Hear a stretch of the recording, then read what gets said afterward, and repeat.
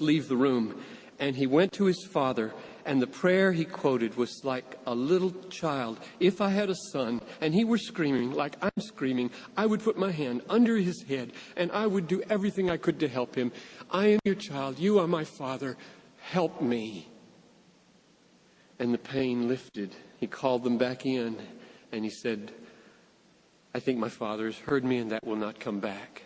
He was a child at heart. This man was an amazingly childlike person in his relationship to the Lord. Communion with the Lord. Sustain it for the sake of your perseverance. Number 4. He rekindled zeal to preach by fixing on eternal realities again and again. Like the Apostle Paul, this outer nature is wasting away, but our inner nature is being renewed. This light, momentary affliction is working for us a what?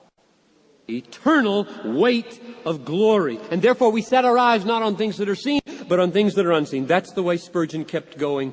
He said, it's all working for me an eternal weight of glory. Oh, brethren, he said, we shall soon have to die.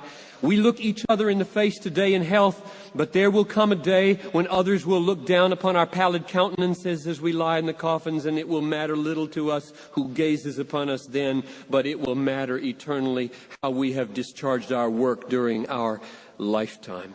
And with regard to this whole issue of annihilationism and the eternality of hell, that was a red-hot issue for him, just like it is for some today. And here's what he said, meditate with deep solemnity upon the fate of the lost sinner. Shun all views of future punishment which would make it appear less terrible, and so take off the edge of your anxiety to save immortals from the quenchless flame. There will be no fear of your being lethargic in preaching if you are continually familiar with the eternal realities. And not only did he look at eternal realities out there, he looked at the long view of history. I wrote the president of a college recently who I heard was embattled over doctrinal things. And I just said, oh, brother, take the long view. Take the long view. And I wish I'd been into Spurgeon then. I would have quoted him this quote. Posterity must be considered. I do not look so much at what is to happen today, for these things relate to eternity. For my part, I am willing to be eaten by dogs for the next 50 years, but the more distant future shall vindicate me. I have dealt honestly before the living God. My brother, do the same. So to keep on preaching through adversity, you have to have the long view that reaches into eternity, that this light momentary affliction is working an eternal weight of glory, and the long view in history that even on earth, God will triumph. Number 5. The key to perseverance in preaching is that he had settled who he was and was not paralyzed with external criticism or internal second guessing. Now I'm almost done. It's not, the last point is just a sentence or two. This is my next to last point. But this is the one where I'm addressing what I started with. That carnival of mirrors, that self-doubt, that losing of the center that seems to start not to hold when the criticism is so relentless, and criticism is always, don't be like you are. You are wrong to be like you are. Stop being like you are. If you hear that long enough and you try to listen to it long enough, there's some real dangerous things that can start to happen inside. And the center not holding is one of them. And this part of Spurgeon has been of great, great help to me. Not being able to say with the Apostle Paul, by the grace of God, I am what I am, would be a horrifying thing to me. Spurgeon, in comparing ministerial identity with one another, pastor with pastor and person with person, and what you might be if you changed, and all of this, he found an analogy, and he said, in the night in which Jesus was betrayed, there was a chalice for drinking wine, and there was a basin for washing feet.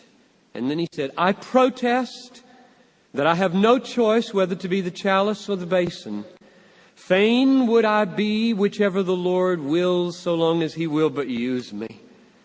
So you, my brother, you may be the cup, and I will be the basin. But let the cup be the cup, and let the basin be the basin, and each one of us just what he is fitted to be. Be yourself, dear brother, for if you are not yourself, you cannot be anybody else, and so you see you must be nobody. Do not be a mere copyist, a borrower, a spoiler of other men's notes.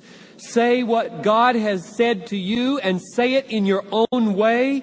And when it is so said, plead personally for the Lord's blessing upon it. And that's the end of the quote. And I would add, also plead personally for the blood to be upon it.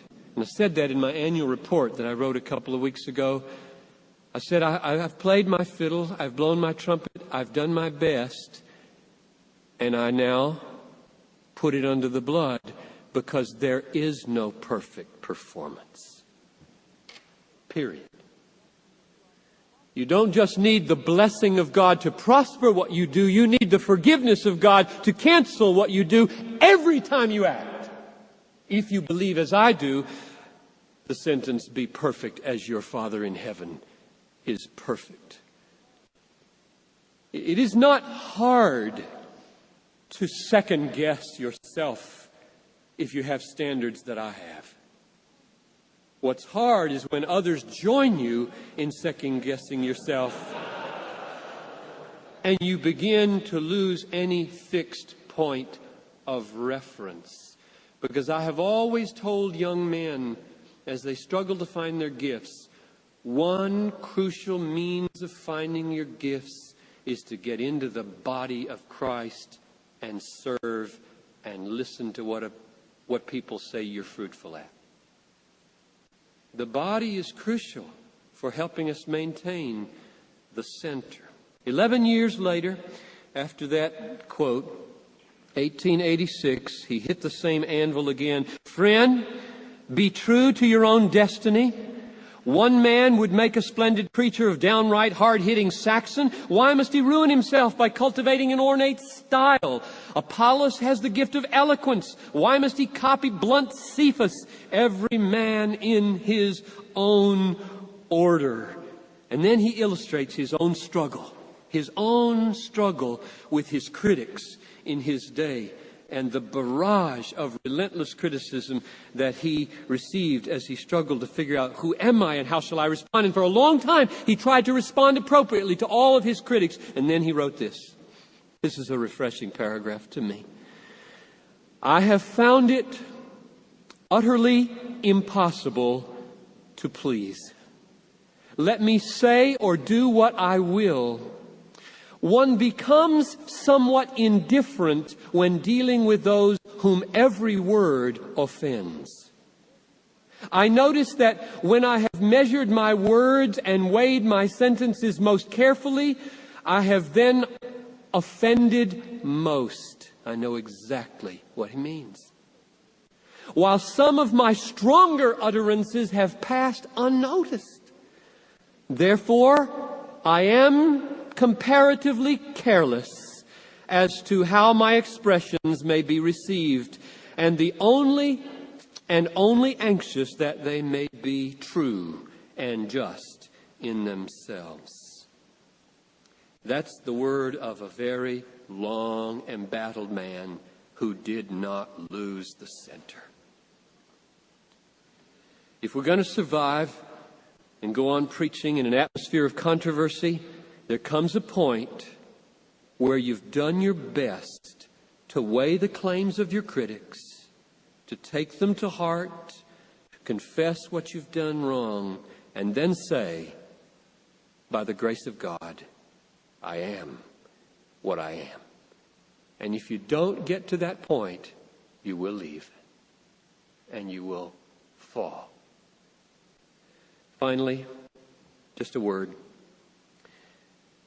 He endured because he trusted in the final triumph of Christ. I love this picture that I'll leave you with.